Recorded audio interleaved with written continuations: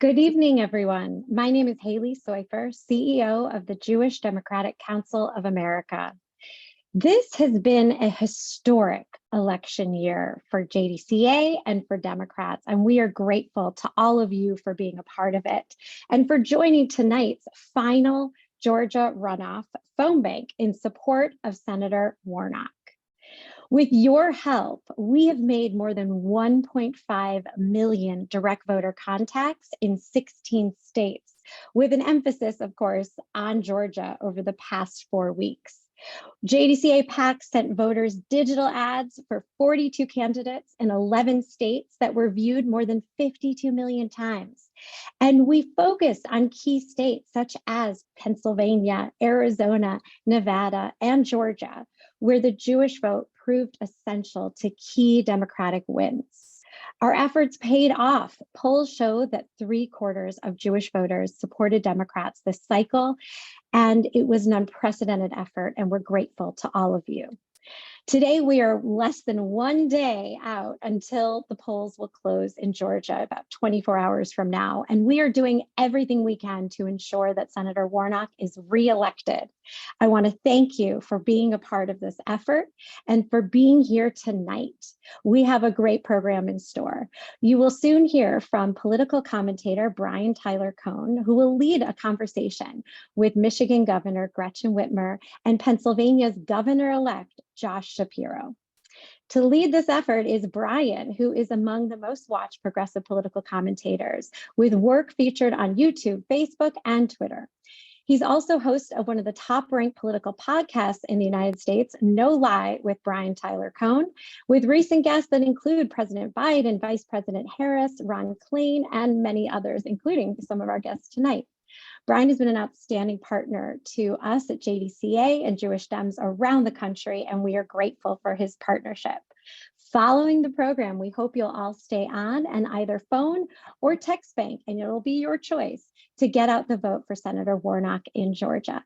I'm now happy to pass it over to new Leadership Council member David Kramer, followed by the Democratic Jewish Outreach of Pennsylvania chair, Jill Zippin, who will introduce our special guests. David, over to you. Thanks so much, Haley. As a member of JDCA's new Leadership Council and a proud Michigander, I am so incredibly proud to introduce my friend and Governor Gretchen Whitmer, fresh off her reelection. Governor Whitmer has served as Michigan's 49th governor since 2019. Throughout her tenure, her administration has transformed Michigan through historic investments in public education, infrastructure, and the workforce, including a $5 billion package to rebuild Michigan's infrastructure and the largest investment in public schools in state history. JDCA was proud to support Governor Whitmer as she ran against her opponent, Tudor Dixon, a Trump-endorsed MAGA Republican, and was thrilled to secure her win for the people of Michigan. Governor Whitmer, thanks for joining us tonight. And I would now like to welcome JDCA partner and DJOP chair, Jill Zippin, to introduce our next guest, who will be joining the program later. Jill? Thanks, David. My name is Jill Zippin. I serve as chairwoman of Democratic Jewish Outreach Pennsylvania, the only Jewish Democratic PAC in the state of PA, and we are a very proud partner of JDCA. I have the honor and privilege of introducing Governor-elect Josh Shapiro, who has been my Attorney General, my Montgomery County Commissioner, and who will now be my governor. He started his career as a state representative. Governor-elect Shapiro has protected democracy in the Commonwealth, where American democracy was forged. He did this by defeating an unapologetically anti-Semitic Republican, Doug Mastriano, by double digits. Governor-elect Shapiro has a deep history of public service in PA, focusing on protecting voting rights, abortion rights, and raising the minimum wage, which were central issues to his campaign. We are so proud to have supported Governor-elect Shapiro and know he will defend our rights and our shared values. On the campaign trail, Josh said, get off the sidelines and get in the game. And that is what we did for Josh, and that is what we are doing here tonight for Senator Warnock. I am now turning it over to Tyler Cohen to kick off this conversation. Thanks so much. Okay, so let's start off with Governor-elect or Governor Whitmer. First of all, congratulations on getting reelected.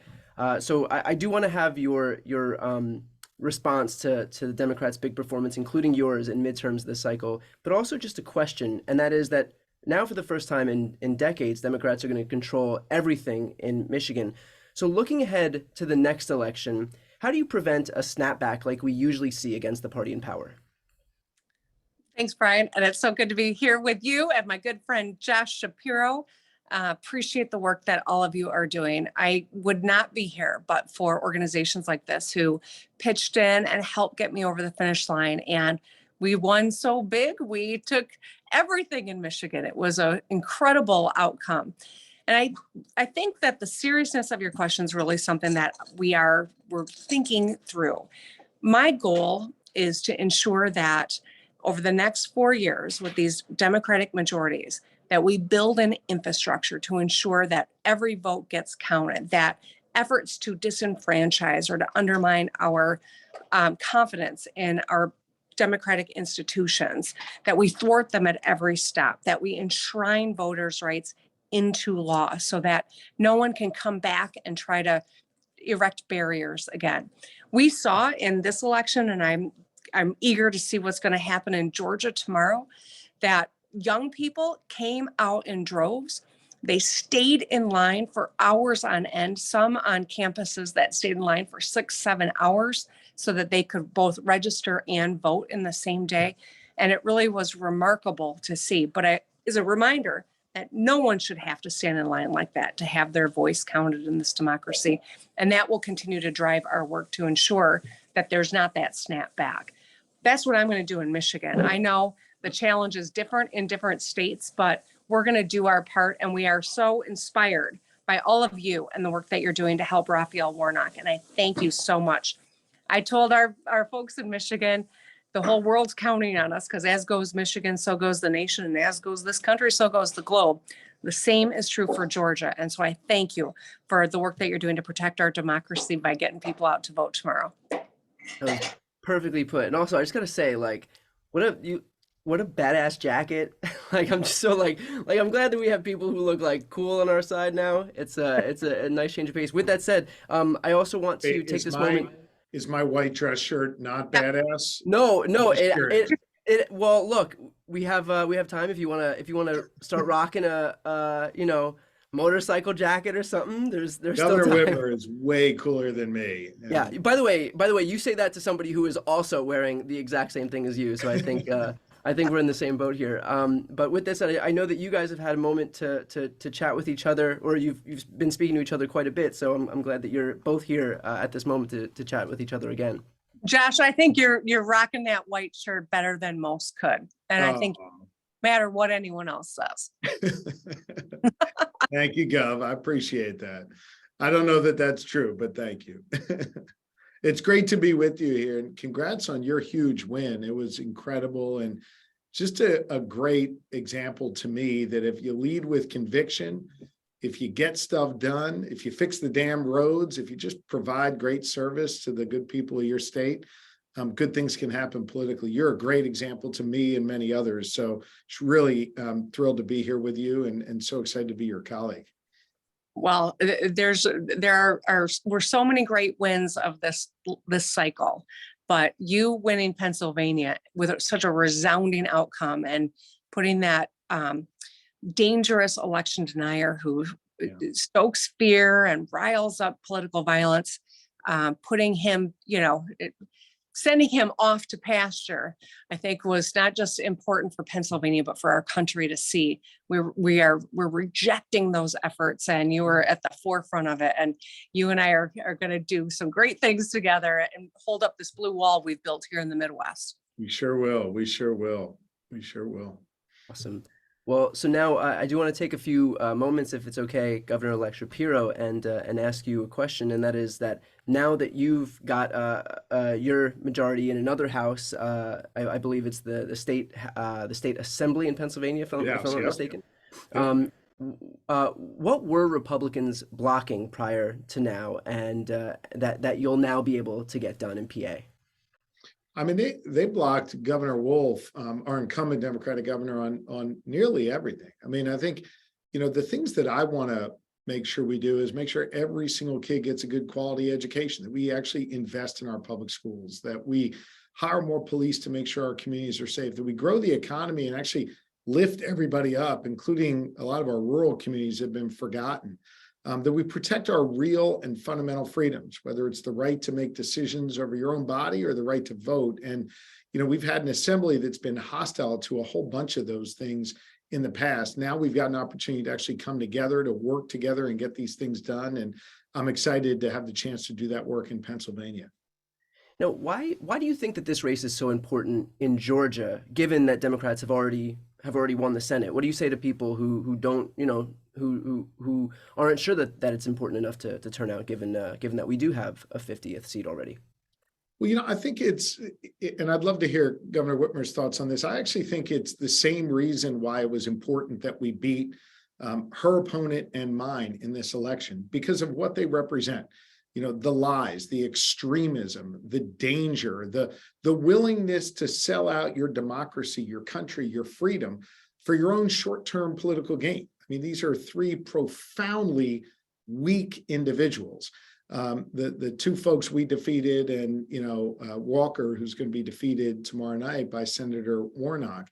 And so I think it's really a continuation of the important wins we had on November 8th, defeating that extremism and getting us back to a place in the United States Senate where we can do good things and make good things happen for people. And I think Senator Warnock represents someone who, like Governor Whitmer and I, want to get stuff done, want to bring people together, want to look out for those who are oftentimes forgotten in the conversation. So I think it's critically important that he win, not just because of the difference between 51 and 50, and there is a real difference there, but because of what he represents and the kind of extreme and dangerous and frankly just unbelievably unqualified candidate that Herschel Walker is. So Governor Whitmer, I don't know if you want to add to that, but those are my thoughts on Brian's question.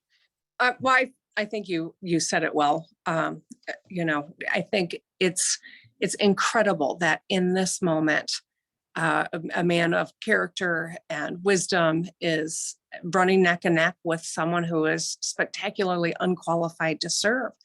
But not just in his, you know, what a hypocrite, right? In terms of rights and just unprepared to be one of the top 100 people in this country. And it's a close race, and our races were closer probably than they should have been. And so it reinforces for me that we can't take any vote for granted. We can't take any person for granted. We have to keep doing the work until the last vote is cast. And that's why tonight's text messaging or calls that you'll be making is still very important. If Senator Warnock can pull this thing off, and I believe he can, with all of your help, it will send one more serious message about where we are in this nation, where we need to be headed, and the caliber of people that we want to lead us. And that's people who do the right thing, who care about their fellow Americans and respect the will of the people. Perfectly put. Governor Whitmer, I know that you have to run, so I just wanted to thank you on behalf of everybody here for taking the time to speak with us tonight. And I also want to pass it off to Haley right now. Great. Well, thank you so much. And thank you to Brian for leading that conversation. Thank you to Governor Whitmer. Thank you to Governor-elect Shapiro. We've been so thrilled to partner with all of you in defending democracy and defending our rights. And we're actually, we're really thrilled with your wins. And Governor Shapiro, while we still have you, we'd love to hear about what the support of the Jewish community means to you. You know, we have partnered with you for many years. We are so proud of the fact that obviously you represent our community and the values, perhaps most importantly, the values that we stand for, but especially in this race where there was absolute anti-Semitism from your opponent. And if you could elaborate a bit on what this means to you. Sure. Well, Haley, I just want to say thank you for the important work you do, not just here in Pennsylvania, but all across this country. We felt your presence, and we felt the incredible mobilization effort that you put in, and it made a difference. And to my dear friend Jill Zippin, who serves on my transition team, I just want to say thank you for the great work you did in state for us, the way you mobilized and organized, it really meant a lot. So look, I'll just tell you, my faith, as you know, means a lot to me. And it's something that I speak very openly about, whether I'm in a synagogue or, more importantly, whether I'm in a labor hall or a Baptist church or a community's, town square. In fact, the first ad that I ran in this campaign was about me and my family and my faith. They actually featured us sitting around the Shabbat dinner table. And we did that because I wanted folks to know who I am and what motivates me to serve. And it really is my faith that's driven me to serve. The notion that we have a responsibility to do our part to repair the world has driven me into public service. And then my family, of course, keeps me grounded every step of the way in that process. And I spoke very openly about that along the trail. And I felt support, Haley, not just from the Jewish community, which was extraordinary, but from people of all faiths and all different walks of life. And the number of folks who would stop me when I was leaving a church or a community center or wherever and say, thanks for speaking about your faith. It actually helps me connect more with my faith, even though I'm not Jewish. And to me, that was really a special part of this campaign. And, by virtue of just the sheer number of votes we received, we earned over 3 million votes, which is the first time ever a gubernatorial candidate hit that mark. And, we brought Republicans and Democrats together and clearly brought people of all faiths together to support our candidacy. It means a lot. It means a lot to me that I'll continue to do my public service, continue to meet the mission that my faith instills in me, and continue to inspire other people to be engaged and get off the sidelines and get in the game and get involved as well. Great. Well, thank you so much for joining us. Thank you for your leadership. We are so proud to support you, and we can't wait to see what you will accomplish as governor. So thank you. Well, I'm really grateful, and I wish everybody the best. And when we're done here, this is a nice conversation. Y'all make sure you text and call. We got to get Senator Warnock elected. So yeah, thanks, Haley. We have 104 people on. When we get to the texting, we hope we have even more. So everybody stay on. I love that. Brian, thank you very much. Appreciate you guys. See you soon. Thank you so much. Thank you. And just to ensure that you all stay on, we actually have a surprise guest with us tonight, all the way from Michigan.